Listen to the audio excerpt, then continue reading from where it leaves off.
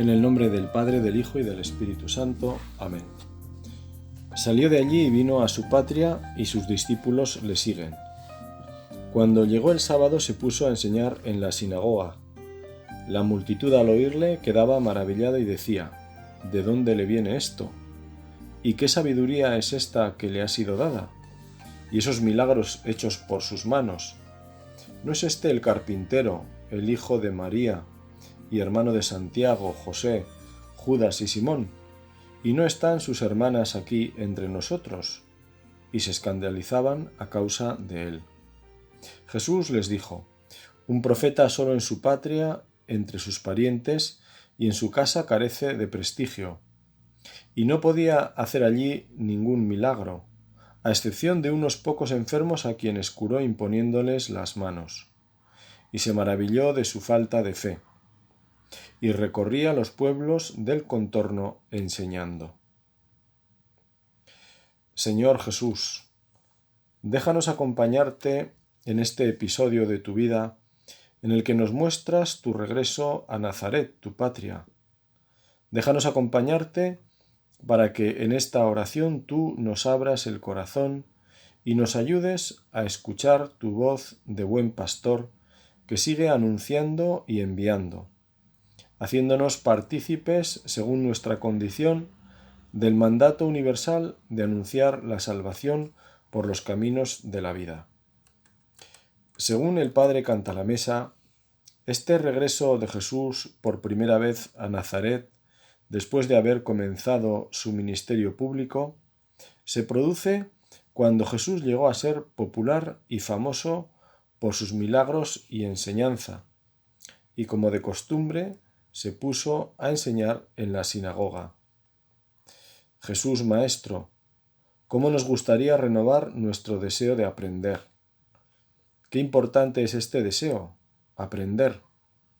Aprender las cosas importantes, las que solo escucharemos de Dios, las enseñanzas de la vida eterna, aquellas que nos enseñan qué somos, cuál es el sentido verdadero de nuestra vida, las que nos revelan la gran y única asignatura importante: amar, aprender a amar. Hay una colección de homilías de Benedicto XVI, de sus años como arzobispo, cardenal y posteriormente papa, pronunciadas en torno a celebraciones sacerdotales.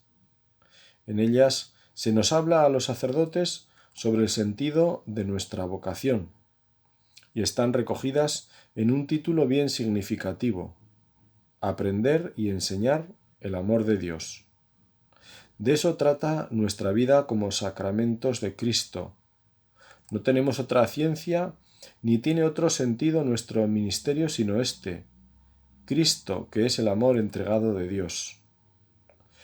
Esto que es propio del sacerdote, vivido según las peculiares circunstancias de la vida, sirve para todos los cristianos, que siendo imagen y semejanza de Dios, que es amor, aprendiendo a amar, sabemos lo más importante. Nos lo dice la experiencia de nuestra vida, que ha ido formándose a partir del amor de nuestros padres en la familia, que es el primer signo del amor de Dios. Por eso queremos acudir ante el Señor, que nos habla al corazón, con ese deseo que renovamos hoy, buscando con atención oír su voz en el corazón. Este regreso a Nazaret, comenta otro autor, habría producido una mezcla de curiosidad y desconcierto, incluso el escepticismo en algunos. Cuando Jesús habló a sus paisanos, Marcos relata que todo fueron preguntas, pero preguntas que no salían de ellos mismos, y preguntas que buscan responderse con otra pregunta: ¿no es este el carpintero, el hijo de María? En el fondo, todo lo que hace y dice no puede ser, y esto les llevó a escandalizarse, que es ya un paso más allá. Es alejarse de la luz, y por eso solo curó a unos pocos imponiéndoles las manos. Y no podía hacer allí ningún milagro, nos dice el Evangelio, y se extrañó de su falta de fe. Este rechazo, por las formas en que se produjo, tuvo su origen en la envidia o en algo más profundo.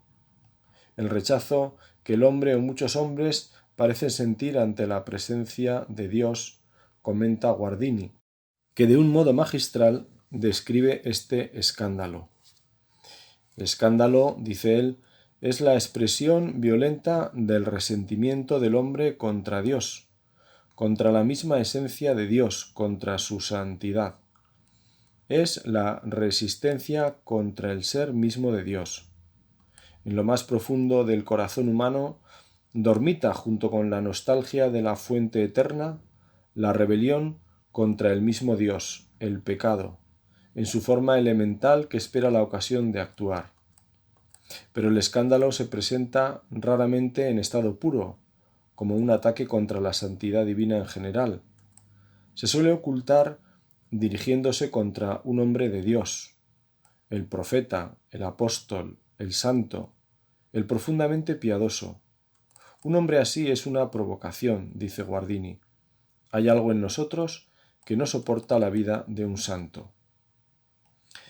Es la vieja tentación de siempre. El hombre soporta a Dios siempre que se mantenga lejos. Está dispuesto incluso a amarle, pero a condición de que no intervenga demasiado en su vida, que no ponga trabas a su egoísmo, que no vaya a meterse en su propia familia. Así remata Martín Descalzo esa vieja tentación frente al Dios con nosotros. Dios discretamente quiere entrar en mi vida. Tiene sed de mí, de mi sed. Nos suele ocurrir que cuando más necesitamos de Dios, hacemos justo lo contrario, huir. La primera reacción frente al pecado es muchas veces la mentira directa o disfrazada. Yo no he sido o la culpa es de otro. ¿Cómo me acerco yo al Señor? Vivo envuelto en preguntas. En el fondo, acepto la voluntad de Dios en mi existencia. Podría decirle a Dios, ¿por qué estos acontecimientos de la vida y no otros?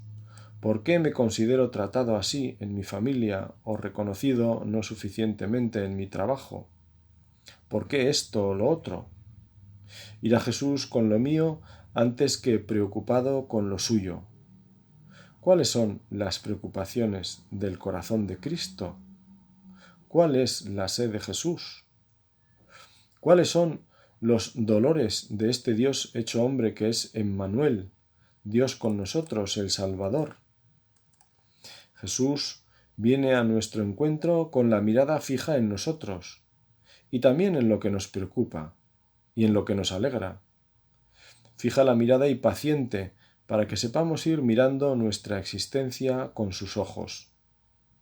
Él quiere que vayamos viendo, que se vaya haciendo luz en la oscuridad de nuestra vida o en las pequeñas penumbras de la misma. Su palabra nos ilumina, nos hace ver con nueva claridad. En este hijo del carpintero vuelve una vez más a producirse esa confusión de los sabios y entendidos. Cabe que los curados fueran los sencillos de su pueblo, que fueron capaces de acoger su curación. Es el Jesús de Belén y del Calvario, el Jesús de Nazaret, que pasó tantos años en el taller de José, enseñándonos el valor redentor del trabajo, la importancia de una vida escondida, de trabajo obediente y ofrecido a Dios, como lo vivirían San José y Santa María. En el fondo, Jesús vino a salvarnos desde la humildad de la humanidad, y aquellos buscaban la salvación desde un reino de puestos y honores, de poder y reconocimientos. Como nos recuerda San Agustín, volvamos a la humildad, para que así podamos acoger los milagros de Jesús. Así los recibieron los que tuvieron esa fe sencilla que nos cuentan los evangelistas.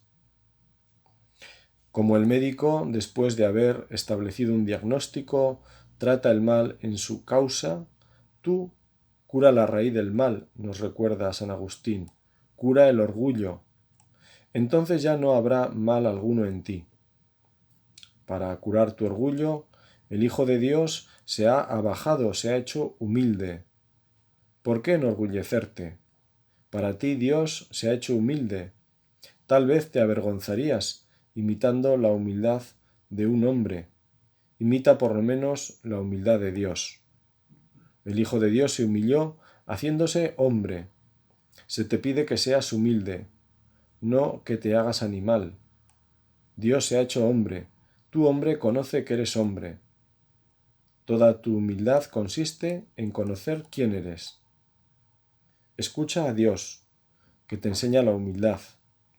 Yo he bajado del cielo no para hacer mi voluntad, sino la voluntad del que me ha enviado. He venido humilde a enseñar la humildad, como maestro de humildad.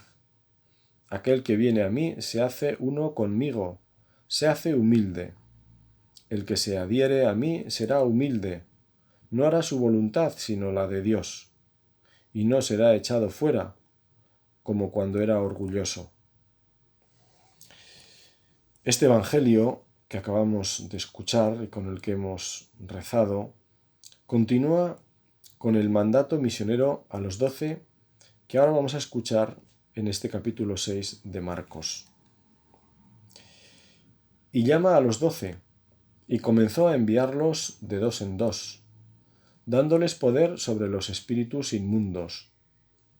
Les ordenó que nada tomasen para el camino, fuera de un bastón, ni pan, ni alforja, ni calderilla en la faja, sino calzados con sandalias, y no vistáis 2 túnicas. Y les dijo: cuando entréis en una casa, quedaos en ella hasta marchar de allí. Si algún lugar no os recibe y no os escuchan, marchaos de allí sacudiendo el polvo de la planta de vuestros pies, en testimonio contra ellos. Y yéndose de allí, predicaron que se convirtieran. Expulsaban los demonios y ungían con aceite a muchos enfermos y los curaban. Nos dice el evangelista que Jesús recorría los pueblos enseñando, y a continuación nos presenta este ensayo con los apóstoles, a los que llama y envía con unas instrucciones bien precisas. Jesús parece más empeñado en el cómo deben desenvolverse que en el contenido del anuncio. San Gregorio Magno destaca este envío por parejas, según él porque con menos de 2 no se puede ejercer la caridad. Y esta es la nota distintiva del discipulado. En esto conocerán todos que sois discípulos míos, si os tenéis amor los unos a los otros.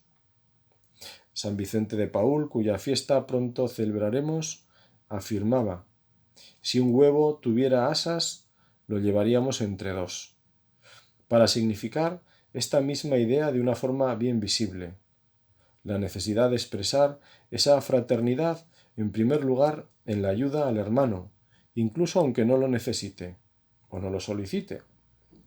Estos ensayos de Jesús, toda esta pedagogía del Maestro con sus apóstoles, la realiza en grupos. También otros momentos significativos había 3 de sus apóstoles. Solo a Judas le da en la cena un encargo que deberá realizar en solitario. Lo que tengas que hacer, hazlo pronto, porque el pecado es lo único que puede hacerse en solitario. Para nosotros, como cristianos, la realidad de otra persona nos pone delante del Señor directamente. Lo que hagáis a uno de estos, me lo hacéis a mí. Si no amáis al que veis, ¿cómo sabéis que amáis al que no veis?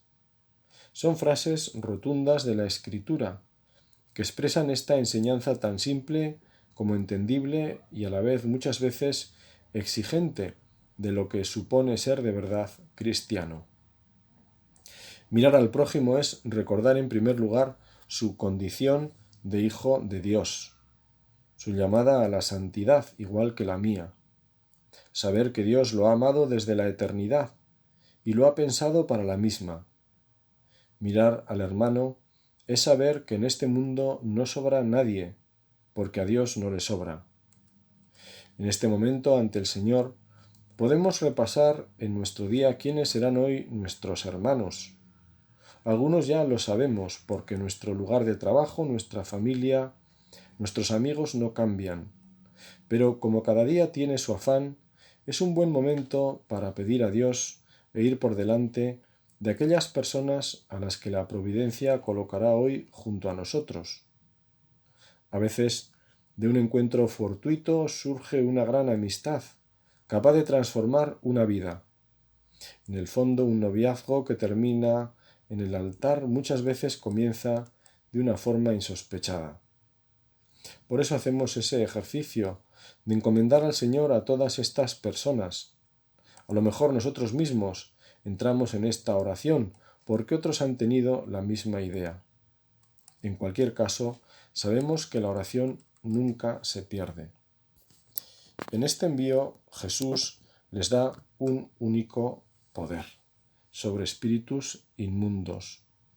Esa liberación que Jesús trajo sobre bastantes poseídos con la fuerza de su palabra, la van a experimentar sus apóstoles. Marcos concluirá este relato de envío resumiendo su actividad. Predicaron que se convirtieran, expulsaban a muchos demonios y ungían con aceite a muchos enfermos y los curaban. A la expulsión de los demonios añade la dedicación a los enfermos y la llamada a la conversión. Este texto de envío, que se completa con el mandato solemne a los apóstoles, id por todo el mundo y proclamad la buena nueva a toda la creación, nos afecta a todos los bautizados. Es el sentido y la finalidad de la vida de la Iglesia, anunciar a Cristo, dar a Cristo. Y es una tarea en la que nos sentimos invitados. No es descubrir nada nuevo, pero necesitamos que nos lo recuerden muchas veces. Es el mismo Cristo el que nos envía a esta misión, y para ello esta palabra nos pone algunos acentos. El primero, el del maligno, especialmente interesado en que esta tarea no se lleve a cabo. Como es astuto, una de sus insinuaciones puede ser ya hago bastante. Otros tienen más responsabilidad. Aquí quizá nos es fácil ver la mota en el ojo ajeno y no la viga en el nuestro. En segundo lugar, esta atención por los enfermos.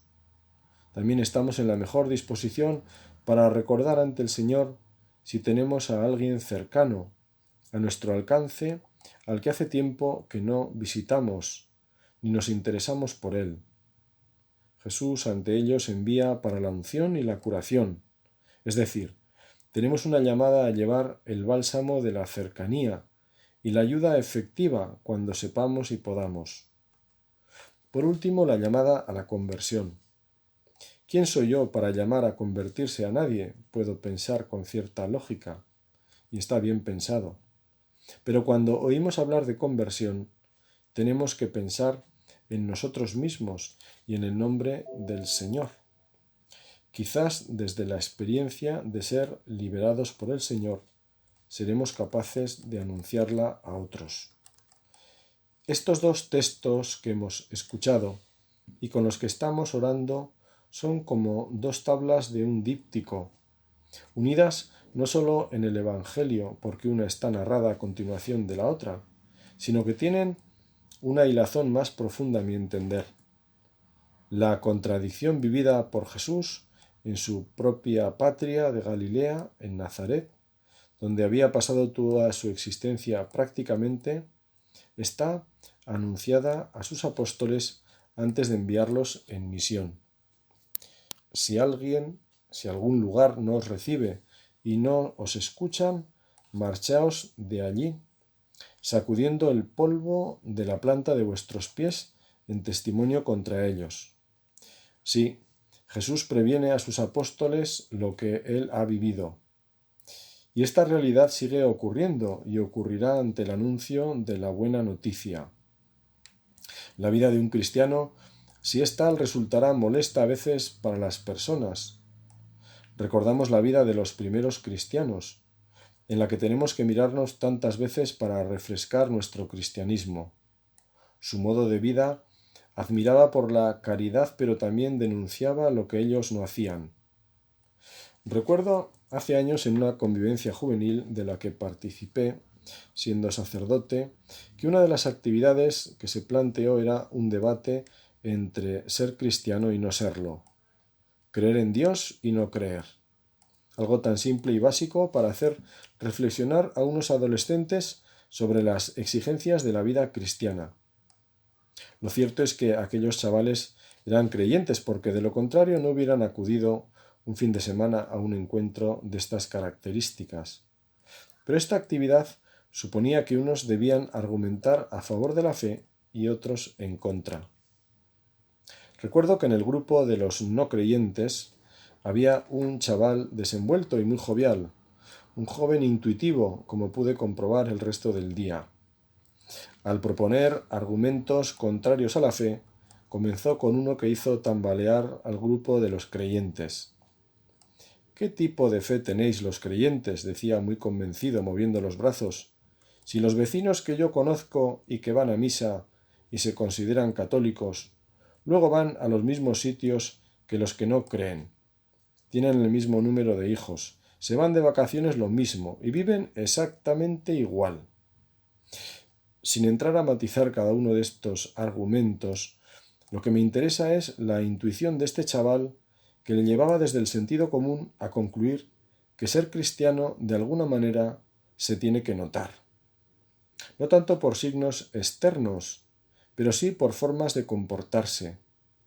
En una sociedad descristianizada, un cristiano debe chocar aunque no lo pretenda. Al menos sus vecinos y familiares, que son los que mejor pueden conocerle, deben concluir: este tiene fe. Recordamos un conocido documento del siglo II, una carta que habla de aquellos primeros cristianos. Y dice así: los cristianos no se distinguen de los demás hombres ni por su tierra, ni por su habla, ni por sus costumbres, porque ni habitan ciudades exclusivas suyas, ni hablan una lengua extraña, ni llevan un género de vida aparte de los demás. La verdad, esta doctrina no ha sido inventada gracias al talento y especulación de hombres curiosos, ni profesan como otros hacen una enseñanza humana, sino que, habitando ciudades griegas o bárbaras y adaptándose en vestido, comida y demás género de vida a los usos y costumbres de cada país, dan muestras de un tenor de peculiar conducta, admirable y, por confesión de todos, sorprendente. Habitan sus propias patrias, pero como forasteros. Toman parte en todo como ciudadanos, y todo lo soportan como extranjeros. Toda tierra extraña es para ellos patria, y toda patria tierra extraña. Se casan como todos, están en la carne, pero no viven según la carne. Pasan el tiempo en la tierra, pero tienen su ciudadanía en el cielo. Obedecen a las leyes establecidas, pero con su vida sobrepasan las leyes. A todos aman y por todos son perseguidos. Se los desconoce y se los condena. Se los mata y en ellos se les da vida. Se los injuria y ellos dan honra. Hacen bien y se los castiga como malhechores. Condenados a muerte se alegran como si se les diera vida. Por los judíos se los combate como a extranjeros, por los griegos son perseguidos, y sin embargo los mismos que los aborrecen no saben decir el motivo de su odio. Es cierto que el único signo cristiano es el amor, y también es cierto que si nuestra sociedad va dejando a Dios de lado, dejará de amar generosa y sacrificadamente. Será una sociedad en la que crecerá el amor a uno mismo, es decir, una suma de egoísmos crecientes. En eso el cristiano debe distinguirse. Primero debemos vivir aquello que queremos transmitir, ese amor que nace del que Dios nos tiene y nos regala. Por eso acudimos a Él, pidiéndole al Espíritu Santo que nos empape en deseos de amar como Dios ama, que podamos ser signos de ese amor que despiertan a los que nos rodean, como nosotros quizá fuimos despertados. No me resisto a leer un decálogo que encontré a partir del Evangelio de San Mateo para el apóstol, para el evangelizador, para ti, para mí. Y dice así: el primer mandamiento, preocupación por el bien espiritual y corporal de los hombres. Predicad, el reino de Dios se acerca, curad enfermos, resucitad muertos, limpiad leprosos, arrojad los demonios. El segundo, generosidad. Lo que gratis habéis recibido, dadlo gratuitamente. Tercero, desprendimiento. No toméis oro ni plata, ni llevéis dinero en vuestras bolsas. Digno es el obrero de su salario. Cuarto, constancia. Cuando lleguéis a una ciudad o a una villa, predicad a los hombres dignos que haya en ella, y no os marchéis hasta haberlos instruido debidamente. Quinto, el amor a la paz. Cuando lleguéis a una casa, saludad diciendo: paz a esta casa. Sexto, prudencia. Sed prudentes como serpientes y sencillos como palomas. Precaveos de los hombres. Séptimo, la confianza. No os preocupéis por lo que habéis de decir ni por la manera de hablar. En cada momento se os dirá lo que hayáis de hablar. Todos los cabellos de vuestra cabeza están contados. Octavo, la fortaleza de ánimo. No he venido a traer la paz, sino la guerra. Noveno, sacrificio. El que ama a su padre o a su madre más que a mí, no es digno de mí. Y décimo, la perseverancia. El que persevere hasta el fin, se salvará. Si alguien vive el celo por anunciar a Cristo, es Santa María.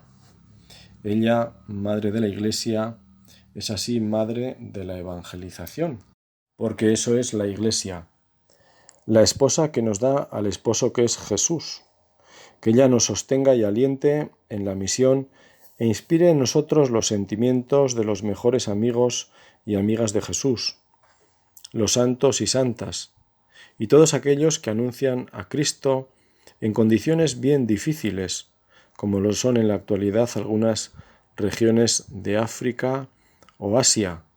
Esta misma mañana he tenido ocasión de leer las dificultades y los asesinatos de muchos cristianos en Nigeria y la perseverancia y la fortaleza de sacerdotes, de misioneros, de los mismos cristianos de aquellas regiones, realmente admirable, para que les encomendemos, para que pidamos por ellos y para que sintamos también esa fidelidad y esa fortaleza que ellos viven, pues como un auténtico tesoro, una riqueza de la Iglesia y desde luego la expresión de que el Espíritu es más fuerte que la carne, que el Espíritu Santo que los fortalece a ellos en lugares y en circunstancias tan complicadas, nos ayude a nosotros que ciertamente no vivimos esas dificultades extremas, vivimos otras de otro género, quizá tienen más que ver con la tibieza, con el miedo, con la apatía. Por eso que el Espíritu nos zarandee y ayudados por estos ejemplos y por la intercesión de los santos desde el cielo, nos encomendamos especialmente a San Francisco Javier y a Santa Teresita, patrones de las misiones, vamos a decirlo así, a destra, hacia donde no se conoce a Cristo, pero hoy esa misión, como bien sabemos, la tenemos también en las puertas de nuestras casas. Que Santa María nos ayude, nos guarda y, como decía San Francisco Javier, nos valga. Amén.